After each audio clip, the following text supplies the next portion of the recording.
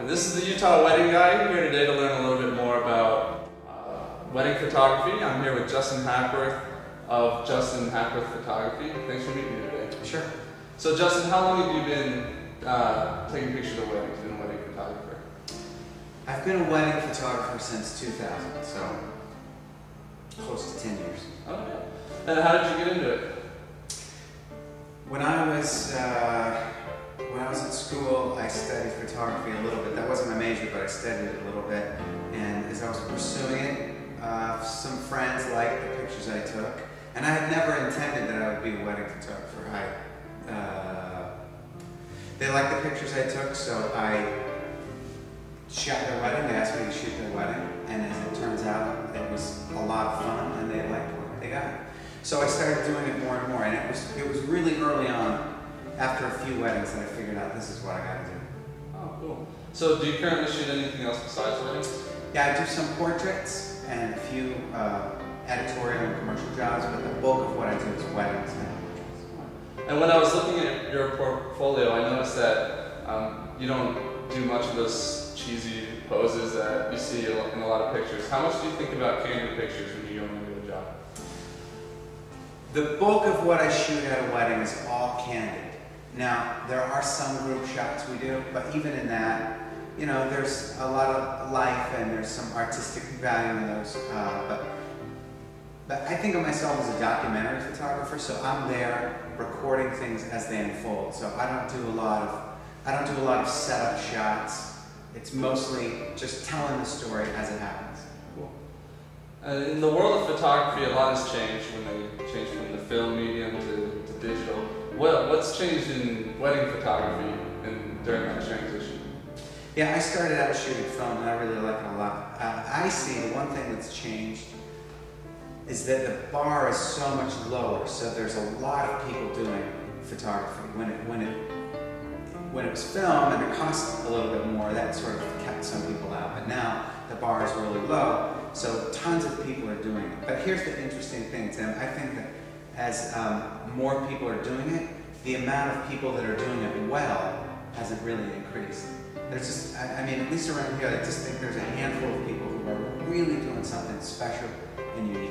Cool. And that's a good transition to my next question, and that's, what do you think somebody gets when they hire a professional photographer like yourself against an amateur? Like you said, so many people have digital cameras. What's the advantage to going with a professional photographer?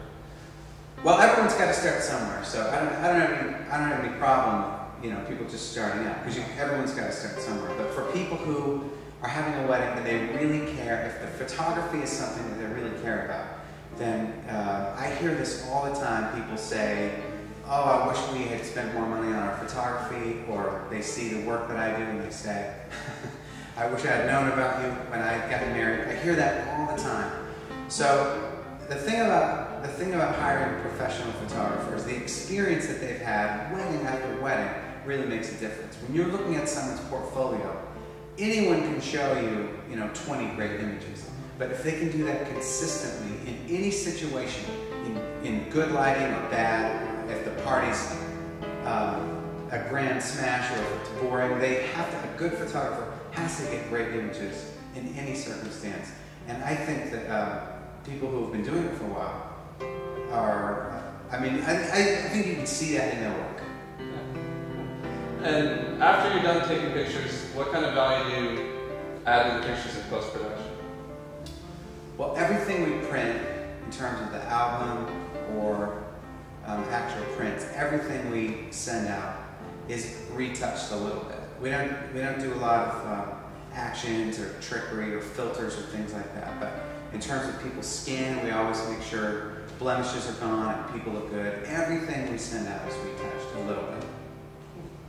And as a wedding photographer, I'm sure you do a lot of weddings. I have a question. Do you still step back and say, wow, this is just a really beautiful wedding? I love weddings, and that happens all the time. That happens all the time. That I'm there and people are happy and dancing, and I think to myself, I have the best job in the world. A couple of weeks ago, I did a wedding, and a mariachi band was there, and they started playing. and everyone was dancing. It was the best feeling in the world, and I thought, it was at this sort of public park area, and I thought, if I was driving by right now and saw this scene, then I would want to stop the car and get out and photograph. So I was right in the place where I wanted to be. That's cool. Yeah, and doing exactly what you love. And so I'm sure there are a lot of people out there who are looking to hire wedding photographers. That's why we're making the video. What kind of tips do you give people when they come to you for advice on what exactly they should look for when they're hiring a photographer to do their wedding? Well, I tell people who come to me, there's three things. You gotta love the work. If you see images that move you, that's a good start. And then you gotta love the photographer because they're gonna be hanging around all day. And you gotta love the way they tell the story, the way they sequence image from image and put a book together. And then I think it really is important to see a whole body of work, not just one or two weddings, to see what they can do in any circumstance. And so if anyone would like to get a hold of you to work their wedding, how could they do so? My website is justinhackworth.com, and the phone number and email are on there. Perfect. Thanks for meeting me today, Justin. You bet, Tim. Thank you.